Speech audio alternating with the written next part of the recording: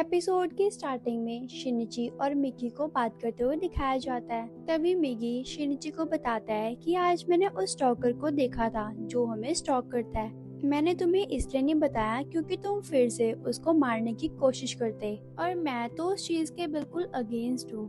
तभी मिकी शिनिची को बोलता है कि मुझे पता है तुम ह्यूमंस को मारने के लिए कभी नहीं मानोगे, इसीलिए मैंने कुछ सोचा है इस सिचुएशन को हैंडल करने के लिए।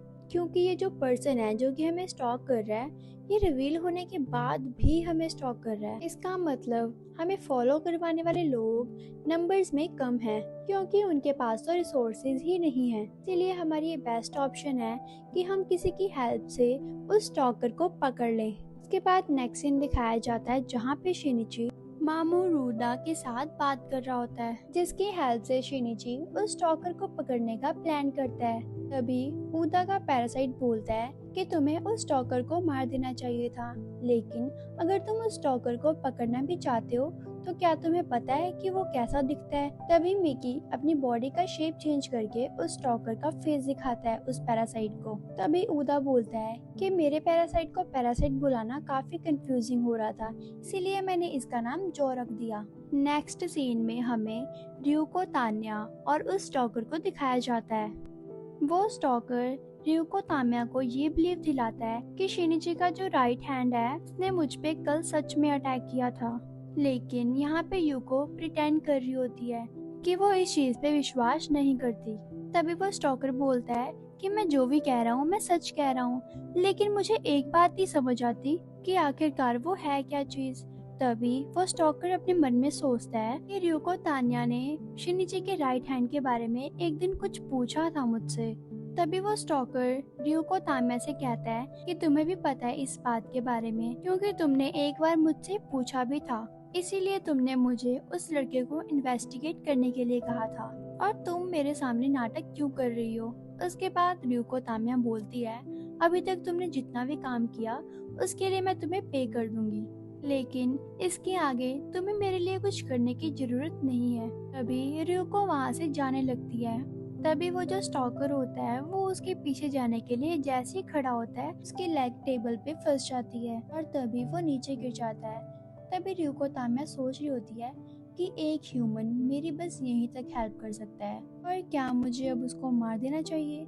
रियुको ये सब कुछ सोच रही होती है और हंसती है। रियुको मिरर के सामने देखती है अपने आप को कि आज वो पहली बार हंस रही है, और उसके हंसने का रीजन वो जो स्टॉकर नीचे गिर गया था उसके फेस का एक्सप्रेशन और हेल्पलेसनेस थी। और ये सोचते हुए रियुको ताम्या और तेज तेज हंसने लग जाती है, जिसकी आवाज से उसका बेबी रोने लग जाता है। तभी वो जो इन्वेस्टिगेटर होता है वो अपने घर जाता है और अपनी डॉटर को सोते हुए देखता है। उसके बाद हम देखते हैं उसकी वाइफ भी वहाँ पे आ जाती है और वो पूछती है, तुम किसी डेंजर काम में तो नहीं हो ना, क्योंकि तुम्हें बुरे सपने आते हैं और तुम इंजर्ड भी हो। तभी उसकी वाइफ कहती है, अगर ये काम डेंजरस है तो तुम पीछे हट जाओ इस काम से और पुलिस को ये चीजें हैंडल करने दो।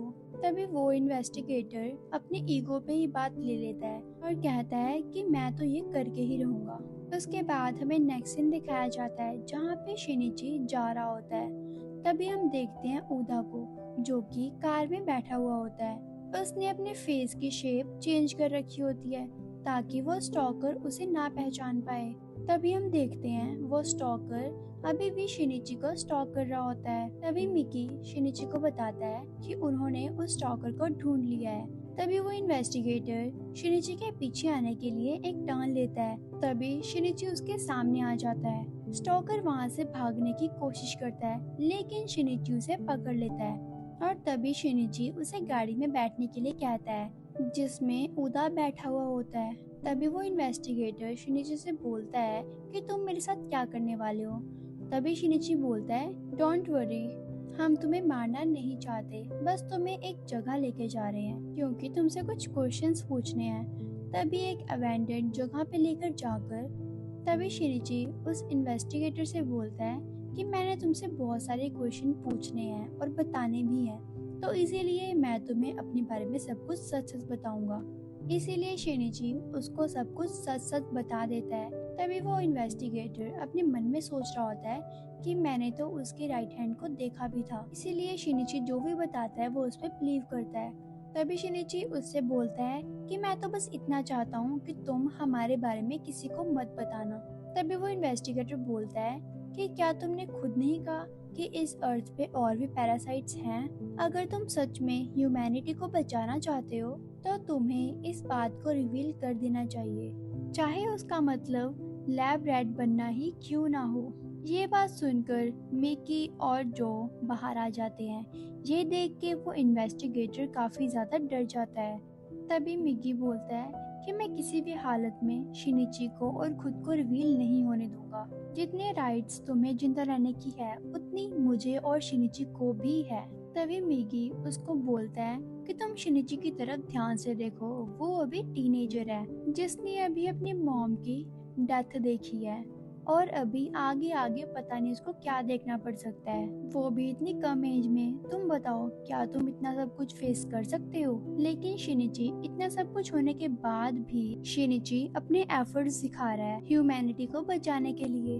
मिकी को ऐसा बोलते देखकर शिनिची सोचता है कि मिकी कुछ अलग ही साउंड कर रहा है। ऑफ कोर्स वो अपना ऑब्जेक्टिव अचीव करने के लिए ऐसा कर रहा है, लेकिन उसका ये सब बातें बोलना काफी ज्यादा अनयूजुअल है। उसके बाद शिनिची इन्वेस्टिगेटर को बोलता है, देखो हम तुम्हें मारना नहीं चाहते, मुझे तो बस इतना जानना है कि तुम्हें मेरे पीछे स्टॉक करने के लिए किसने भेजा। लेकिन वो इन्वेस्टिगेटर उसका नाम बताने से मना कर देता है। तभी मिगी बोलता है, जिसने तुम्हें शिनिची को स्टॉक करने के लिए भेजा है वो एक पैरासाइट है। हाँ, लेकिन ये बात है कि उसने अपना वहाँ पे नाम चेंज कर लिया है। तभी शिनिची बोलता है कि अगर तुम हमारे पीछे आना बंद नहीं करोगे तो हम नहीं बल्कि तुम्हारी क्लाइंट ही तुम्हें मार देगी। उसके बाद हम देखते हैं रात को रियुको शिनिची को कॉल करती है।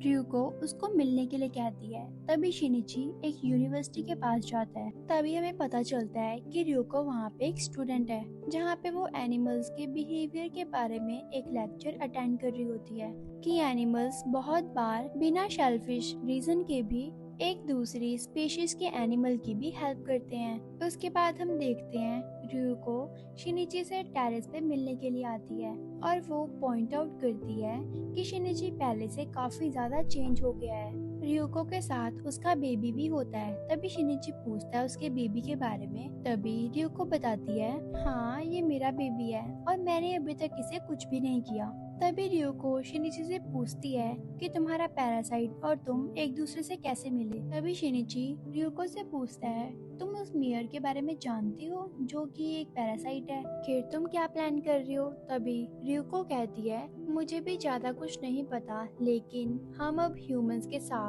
कोएडजस्ट करना चाहते हैं और हमारी स्पीशीज इवॉल्व हो रही है।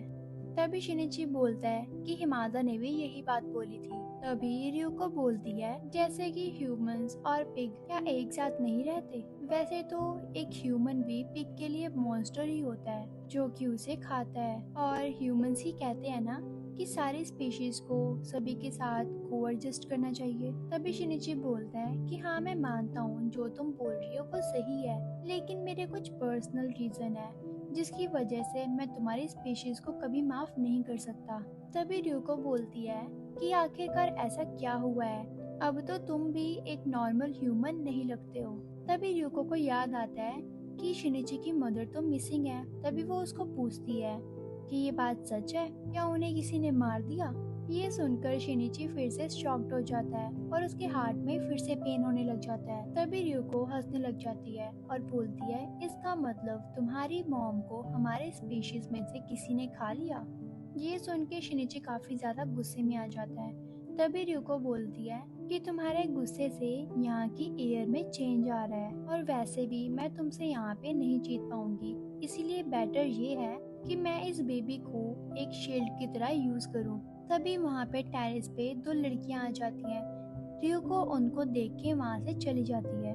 रियुको जब जा रही होती है तो उसका बेबी रो रहा होता है। तभी रियुको उसको चुप होने के लिए बोलती है और वो चुप हो जाता है। उसके बाद शिनिची रियुको के पीछे भागने लग जाता है। तभी मिकी शिनिची से पूछता है कि तुम्हें क्या हुआ है।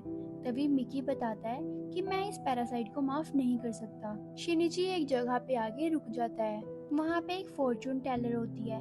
वो शिनिची को अपने पास बुलाती है और शिनिची का लेफ्ट हैंड देख के वो उसे बोलती है कि तुम्हारे हार्ट में होल है ना।